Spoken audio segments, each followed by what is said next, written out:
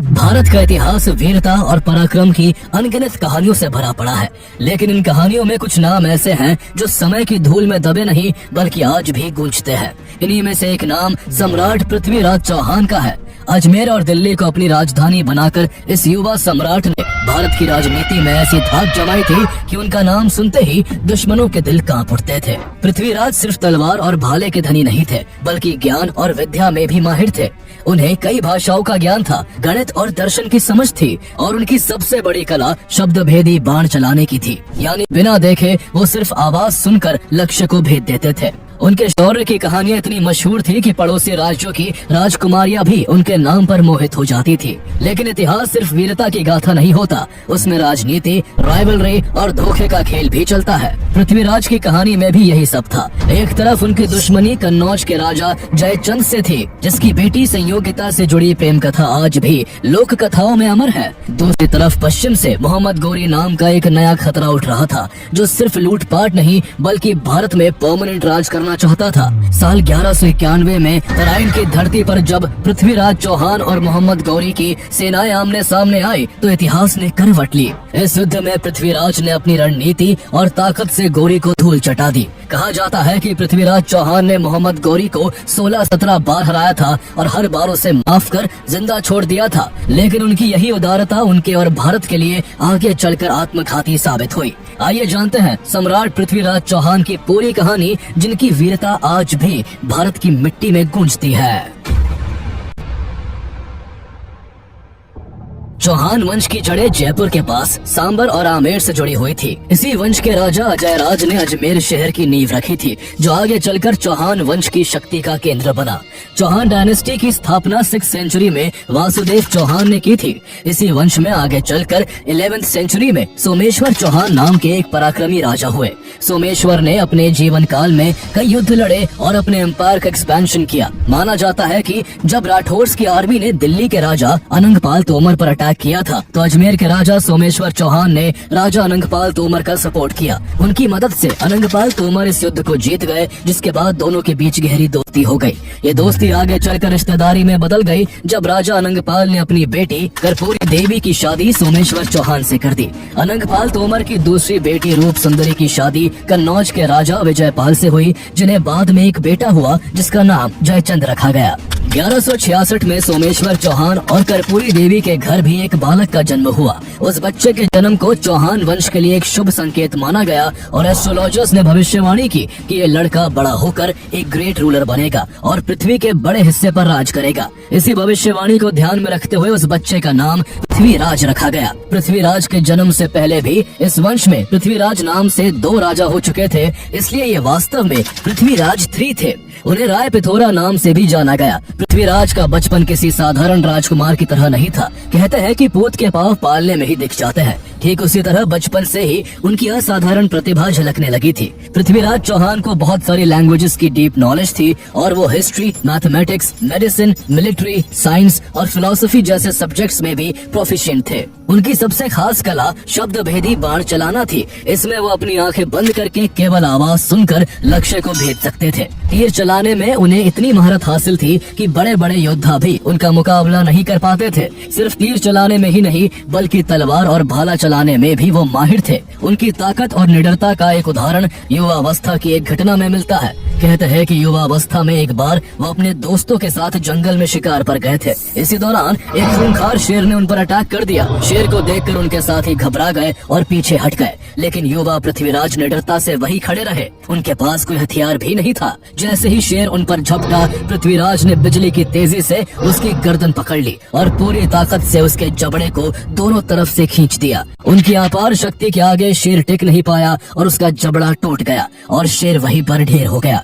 ये घटना सिर्फ एक शिकार की नहीं थी, बल्कि इस बात का प्रमाण थी कि पृथ्वीराज चौहान बचपन से ही फियरलेस, पावरफुल और क्लेवर थे। लेकिन किस्मत का इम्तिहान जल्दी ही आना था। जब वो सिर्फ 11 साल के थे तभी उनके पिता का निधन हो गया। अचानक पूरे राज्य की जिम्मेदारी युवा पृथ्वीराज के कंधों पर आ गई और सोमेश्वर चौहान के उत्तराधिकारी के रूप में उन्हें अजमेर का राज सिंहासन संभालना पड़ा। ये बहुत नाजुक समय था क्योंकि उनकी कम उम्र का फायदा उठाकर उनके अपने फेडिटरीज और सरदारों ने विद्रोह करना शुरू कर दिया और किंगडम के हिस्सों को हड़पने की कोशिश करने लगे। इस संकट की घड़ी में उनकी माँ रानी कर्पूरी देवी ने राज सत्ता की बागडोर संभाली। रीजेंट के रूप में उन्होंने कंदबवासा जैसे ट्रस्टवर्दी मिनिस्टर्स की मदद से राज्य को स्टेबिलिटी दी। हालांकि हमीर महाकाव्य के अनुसार ऐसा माना जाता है कि पृथ्वीराज चौहान के पिता सोमेश्वर चौहान की मृत्यु उस समय नहीं हुई थी, बल्कि उन्होंने खुद सिंहासन अपने बेटे पृथ्वीराज को सौंप दिया था और खुद संन्यास लेकर जंगलों में चले गए थे। इसके बाद अपनी माँ रानी कर्पूरी देवी की देखरेख में युवा पृथ्वीराज ने शासन की बारीकियों को सीखा।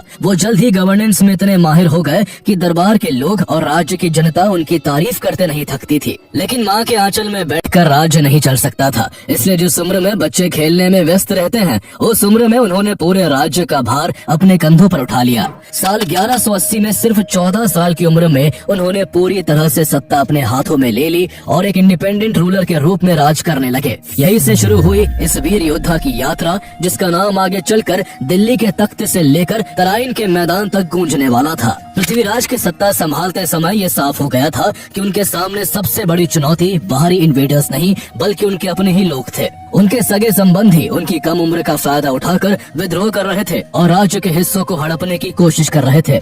ये घटना बताती है कि 12th सेंचुरी में भारत का फ्यूडल सिस्टम कितना कमजोर और अनस्टेबल था। जब कोई स्ट्रॉन्ग सेंट्रल रूलर नहीं होता था तो लोकल सरदारों की लॉयल्टी राज्य के बजाय अपने पर्सनल इंटरेस्ट की तरफ मुड़ जाती थी।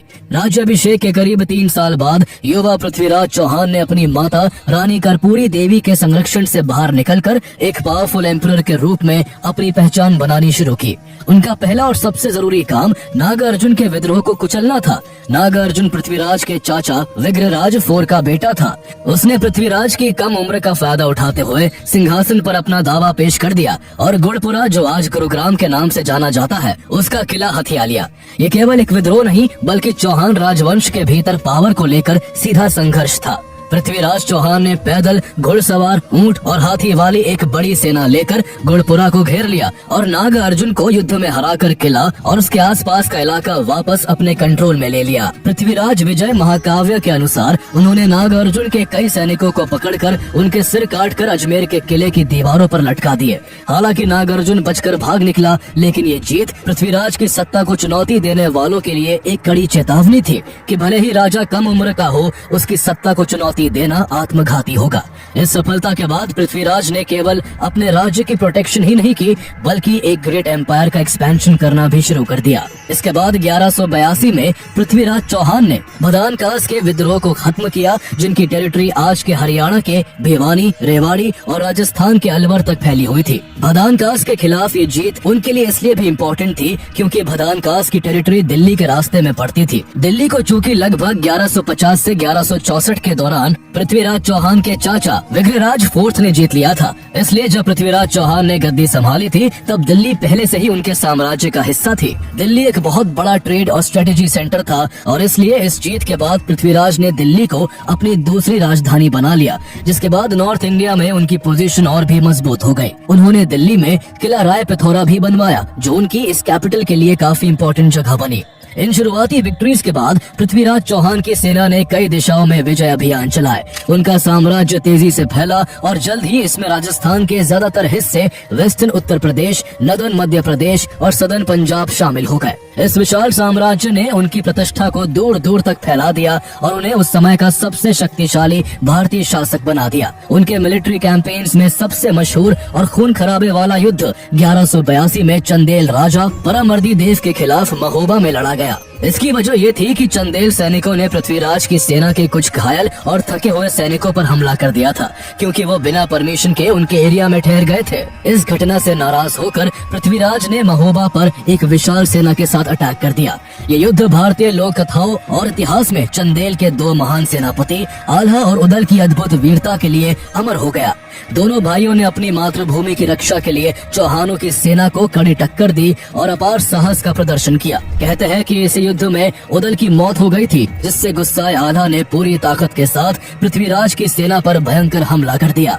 आला के सामने उस समय जो भी आया वो मारा गया, लेकिन आखिर में इस युद्ध में चंदेलों की हार हुई। पृथ्वीराज ने महोबा पर विजय प्राप्त की और परमर्दी देव को भागना पड़ा। ये पृथ्वीराज के साम्राज्य के विस्तार के लिए एक बड़ी जीत थी। हालांकि ये जीत आसानी से नहीं मिली थी। इस युद्ध में पृथ्वीराज को भी भारी नुकसान हुआ था और इसमें उनकी सेना के कई बहादुर सैनिक मारे गए थे। इसी दौरान पृथ्वीराज की एक और ताकतवर राजवंश से राजनीतिक दुश्मनी खुलकर सामने आ गई। ये दुश्मनी कन्नौज के गाहड़वाल राजा जयचंद के साथ थी। दोनों ही राजा अपने अपने साम्राज्य को दूर दूर तक फैलाना चाहते थे, इसलिए उनके बीच राइवलरी थी। हालांकि ऐसा भी माना जाता है कि जयचंद दिल्ली की गद्दी पर अपना अधिकार मानते थे, क्योंकि दिल्ली पर कभी जयचंद के नाना अनंगपाल तोमर का राज था, जिसे चौहानों ने छीन लिया था। इस वजह से दोनों राजवंशों के बीच पावर एंड सुप्रीमेसी को लेकर कई सालों से दुश्मनी चली आ रही थी। यहाँ तक कि जयचंद ने महोबा की लड़ाई में पृथ्वीराज चौहान के खिलाफ चंदेल राजा की मदद भी की थी। पृथ्वीराज रासो के अनुसार ये टकराव तब और पर्सनल हो गया जब कहानी में जयचंद की बेटी संयोगिता की एंट्री हुई। कहते हैं कि संयोगिता पृथ्वीराज की बहादुरी और शौर्य के किस्से सुन सुनकर उनसे प्रेम करने लगी थी और उसने मन बना लिया था कि वो सिर्फ उन्हीं से शादी करेगी। जब ये बात जयचंद तक पहुंची तो वो आग बबूला हो गए। पृथ्वीराज से उनकी पुरानी दुश्मनी थी और वे इस रिश्ते को कभी एक्सेप्ट नहीं कर सकते थे। जयचंद ने अपनी बेटी के इस प्रेम को अपनी और अपने राज्य की इंसल्ट के रूप में देखा। इसी इंसल्ट का बदला लेने के लिए जयचंद ने एक चाल चली और एक भव्य स्वयंवर का आयोजन किया। स्वयंवर प्राचीन भारत की एक प्रथा थी, जिसमें शादी के योग्य राजकुमारी के लिए कई वर एक सभा में इकट्ठे होते थे और राजकुमारी अपनी पसंद से उनमें से किसी एक को चुनती थी।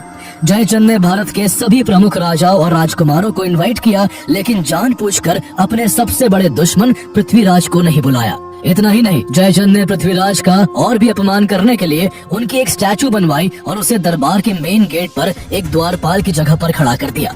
किसी तरह इस बात की भनक पृथ्वीराज चौहान को लग जाती है। जब स्वयंवर का दिन आया तो सभी राजा अपनी जगह पर बैठ गए, लेकिन संयोगिता ने किसी को भी नहीं चुना। संयोगिता सब राजाओं को नजरअंदाज करती हुई सीधी पृथ्वीराज की मूर्ति के पास गई और माला उस मूर्ति के गले में डाल दी। ठीक उसी मोमेंट पर पृथ्वीराज, जो अपने कुछ सैनिकों के साथ गुप्त रूप से वहां मौजूद थे, वो सामने आए और उन्होंने सबकी आंखों के सामने संयोगिता को अपने घोड़े पर बिठाया और कन्नौज से दिल्ली की ओर निकल गए। रास्ते में जयचंद की सेना ने उनका पीछा किया, लेकिन पृथ्वीराज संयोगिता को सुरक्षित दिल्ली ले जाने में सफल रहे और उन्होंने उनसे शादी कर ली। हालांकि संयोगिता और पृथ्वीराज की ये प्रेम कहानी सिर्फ पृथ्वीराज रासो में ही देखने को मिलती है और कई हिस्टोरियंस इस घटना को काल्पनिक मानते हैं, लेकिन इतना तो तय है कि पृथ्वीराज और जयचंद के रिश्ते कभी अच्छे नहीं रहे। ये टकराव इतना गहरा था कि जब भारत पर फॉरेन इन्वेडर्स का खतरा मंडरा रहा था, तब भी ये दोनों राजा एक दूसरे का साथ देने को तैयार नहीं हुए। इसके अलावा महोबा का युद्ध जीतने के बाद पृथ्वीराज ने एक शक्तिशाली पड़ोसी को अपना परमानेंट एनिमी बना लिया था।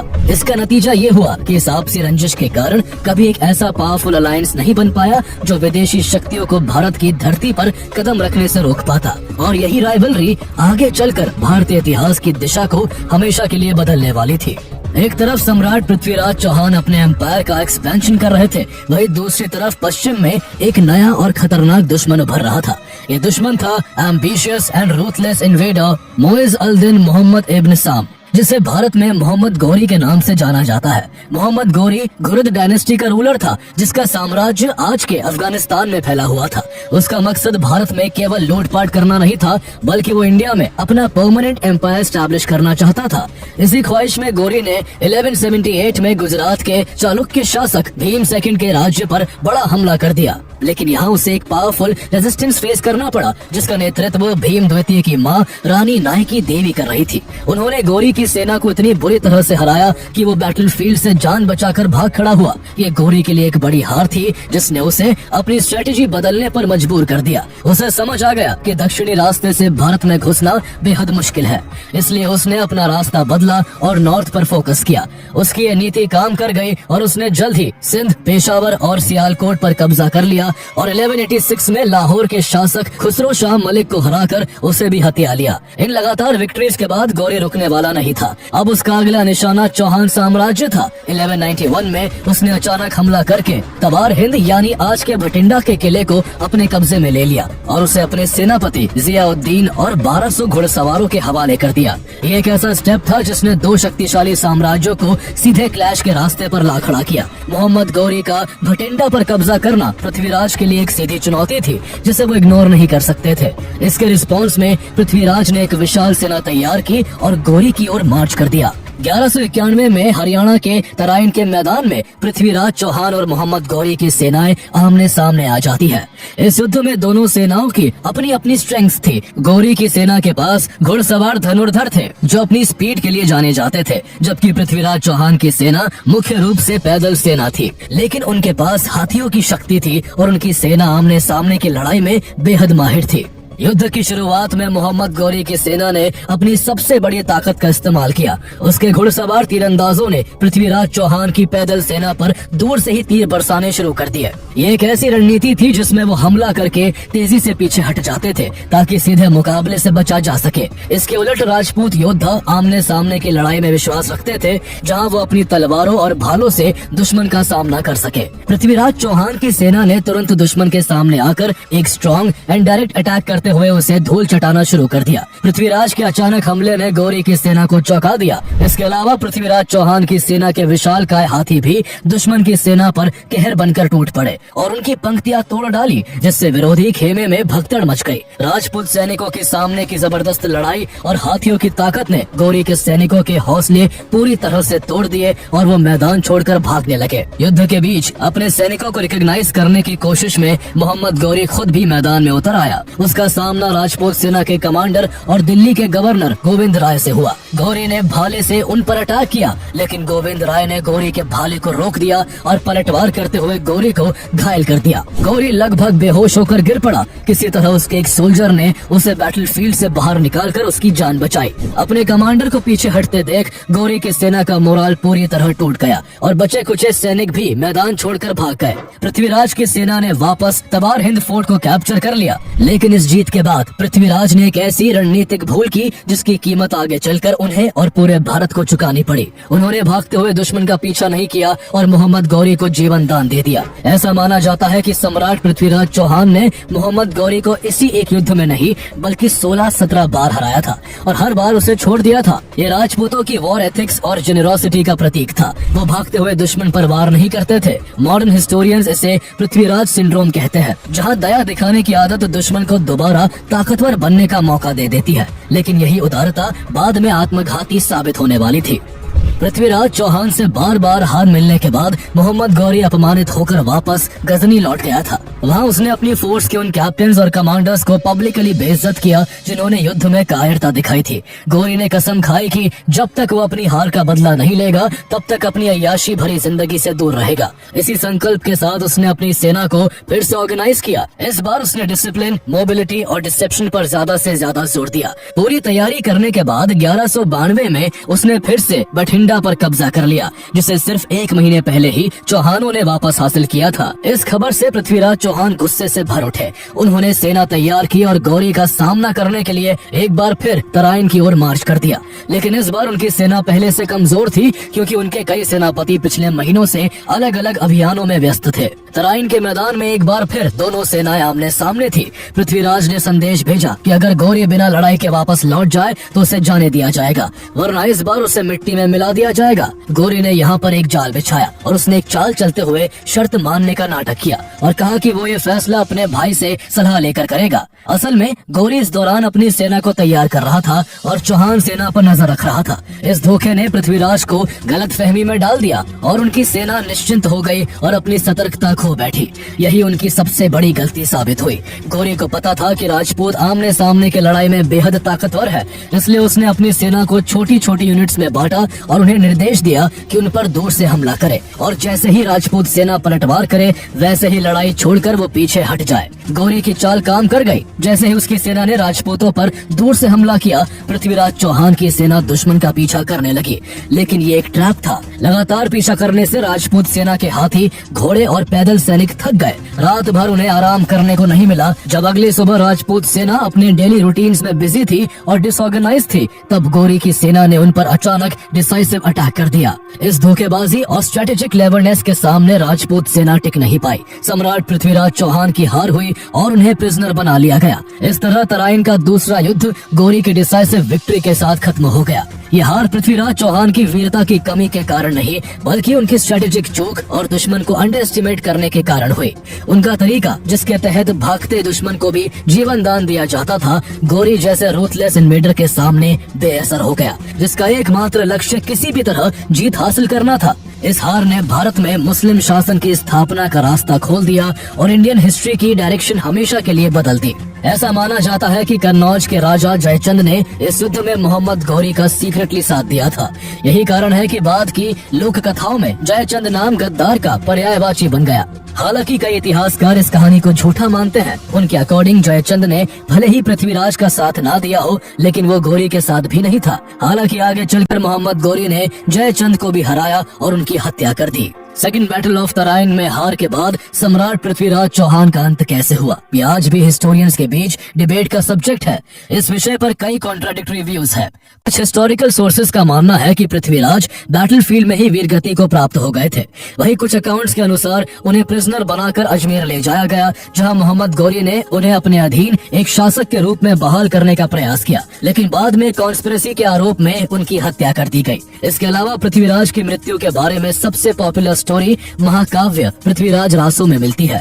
इस स्टोरी के अनुसार तराइन के युद्ध में हार के बाद गौरी पृथ्वीराज को प्रिजनर बनाकर गजनी ले गया। वहां उसने उन्हें बहुत यातनाएं दी, लेकिन फिर भी जब सम्राट पृथ्वीराज चौहान की आंखें गौरी के सामने नहीं झुकी, तो मोहम्मद गौरी ने हुक्म दिया कि पृथ्वीराज चौहान की आंखें निकाल ली जाए। उसके हुक्म की तामीर हुई और हथकड़ियों और बेड़ियों में जकड़े निहत्थे पृथ्वीराज चौहान की आंखों में गर्म सलाखें उतारकर उन्हें अंधा कर दिया गया। सम्राट पृथ्वीराज को आंखों का बलिदान स्वीकार था, लेकिन आंखें झुकाना मंजूर नहीं था। इसी दौरान पृथ्वीराज के कोर्ट पोएट चंद्रबरदाई भी किसी तरह गजनी पहुंचे। उन्होंने देखा कि गौरी पूरे नगर के सामने पृथ्वीराज को अपमानित कर मारने की योजना बना रहा है। चंद्रबरदाई ने एक चाल चली और गौरी से कहा, सुल्तान, तुम जिसे मृत्यु दंड देने जा रहे हो वो कोई सामान्य राजा नहीं, बल्कि सम्राट पृथ्वीराज चौहान है, जिन्होंने तुम्हें युद्ध के मैदान में दर्जनों बार धूल चटाई है। गौरी ने पृथ्वीराज चौहान का मजाक बनाते हुए कहा कि अब ये अंधा किसी काम का नहीं। इस पर चंद्रबरदाई ने मोहम्मद गौरी से कहा कि तुम्हें नहीं पता, हमारे सम्राट शब्द भेदी बाण चलाने की कला में माहिर है। वो सिर्फ आवाज सुनकर लक्ष्य को भेद सकते हैं। गौरी ने इस बात पर भी पृथ्वीराज चौहान का मजाक उड़ाया और कहा कि अगर ऐसा है तो पूरा नगर ये तमाशा देखेगा। इसके बाद एक दिन सभा का आयोजन हुआ और भारी भीड़ जमा हो गई। पृथ्वीराज की बेड़ियां खोल दी गई और उनके हाथ में धनुष बाण थमा दिए गए। गौरी ने चंद्रबरदाई के सामने एक शर्त रखी थी कि अगर पृथ्वीराज शब्द भेदी बाण नहीं चला पाए तो उनका भी सर कलम कर दिया जाएगा। चंद्रबरदाई ने मुस्कुराकर जवाब दिया कि ऐसी नौबत नहीं आएगी। इसके बाद करतब शुरू होता है और चंद्रबरदाई एक दोहा पढ़ते हैं, 4 बास 24 गज अंगुल अष्ट प्रमाण, ताऊ पर सुल्तान है मत चूको चौहान। इस दोहे से पृथ्वीराज को गौरी की एग्जैक्ट पोजीशन का सटीक अनुमान हो गया, जो एक ऊंची गद्दी पर बैठा हुआ था। उन्होंने अपने धनुष पर तीर साधा और तीर सीधे गौरी के सीने में जा धंसा और वो वही ढेर हो गया। इसके बाद जैसे ही गौरी के सैनिक चंद्रबरदाई और पृथ्वीराज को मारने के लिए दौड़े, उन्होंने एक दूसरे को खंजर मारकर अपनी जान दे दी, ताकि उनकी मौत पर भी उनका नाम लिखा हो, उनके दुश्मनों का नहीं। ये कहानी पीढ़ियों तक ब्रेवरी और रिवेंज का प्रतीक बनकर सुनाई जाती रही है, लेकिन हिस्टोरिकली इसे सही नहीं माना जाता है। यहाँ तक कि पृथ्वीराज रासो की क्रेडिबिलिटी को लेकर भी काफी सवाल उठते हैं और माना जाता है कि पृथ्वीराज रासो को पृथ्वीराज चौहान के समय से करीब 400 साल बाद 16th सेंचुरी में लिखा गया था। इसके अलावा हिस्टोरिकल एविडेंस के हिसाब से मोहम्मद गौरी की हत्या साल 1206 में हुई थी, जबकि पृथ्वीराज की मृत्यु 1192 में ही हो गई थी। इस कारण बहुत से हिस्टोरियंस पृथ्वीराज चौहान के अंत की इस कहानी को काल्पनिक मानते हैं। पृथ्वीराज की मौत के बाद उनका साम्राज्य, जिसमें अजमेर, दिल्ली, राजस्थान के हिस्से शामिल थे, वो गौरी की सेना के कंट्रोल में आ गए। दिल्ली मोहम्मद गौरी के सेनापति कुतुबुद्दीन ऐबक के कंट्रोल में आई, जिसके नाम पर आज भी दिल्ली में कुतुब मीनार है। इसके अलावा अजमेर में गौरी ने पृथ्वीराज के नाबालिग बेटे गोविंदराज फोर्थ को कठपुतली पपेट रूलर बनाया, जो गौरी को टैक्स देता था। पृथ्वीराज के भाई हरिराज ने इसे स्वीकार नहीं किया और गोविंदराज फोर्थ को हटाकर अजमेर पर अधिकार कर लिया। इस विद्रोह से क्षेत्र में अस्थिरता बढ़ गई, जिसका लाभ उठाते हुए मोहम्मद गौरी के सेनापति कुतुबुद्दीन ऐबक ने अजमेर पर हमला कर दिया और हरिराज को हरा दिया। इससे रही सही कसर भी पूरी हो गई और जो अजमेर कभी राजपूतों की शान हुआ करता था, वो अब दिल्ली सल्तनत का हिस्सा बन गया। साम्राज्य के अन्य हिस्से जैसे महोबा लोकल डायनेस्टीज में बट गए या उन्हें मोहम्मद गौरी ने जीत लिया। इस तरह पृथ्वीराज चौहान की मृत्यु के बाद भारत में मुस्लिम इन्वेजन काफी बढ़ गया था, जिससे मुस्लिम रूल की नींव पड़ी, जो सदियों तक चला। लेकिन सम्राट पृथ्वीराज चौहान की वीरता, साहस और शौर्य की कहानियां इतिहास में अमर हो गई। उनकी कहानी ने आने वाली पीढ़ियों को प्रेरित किया और उन्हें नेशनल प्राइड का प्रतीक बनाया। उनकी विरासत हमें ये याद दिलाती है कि भले ही युद्ध में हार हो जाए, लेकिन वीरता, सम्मान और साहस की कहानी कभी नहीं मरती।